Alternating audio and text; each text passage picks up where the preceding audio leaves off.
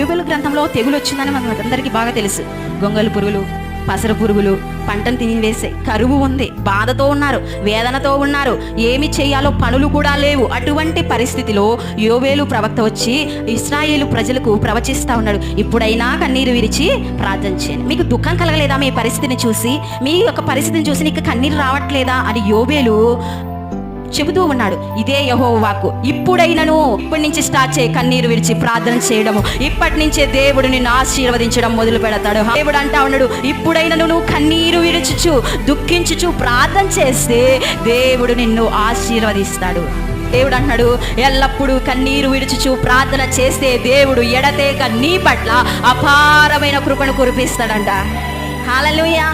మన కన్నీటికి ఎక్కడ విలువ అండి? దేవుని మందిరములో, దేవుని సన్నిధిలోనే. ఎవరైనా నిన్ను తిడుతున్నారా? కన్నీరు కార్చి ప్రార్థించి నీ కన్నీటికి విలువ. నీ కన్నీళ్ళు ఇక్కడ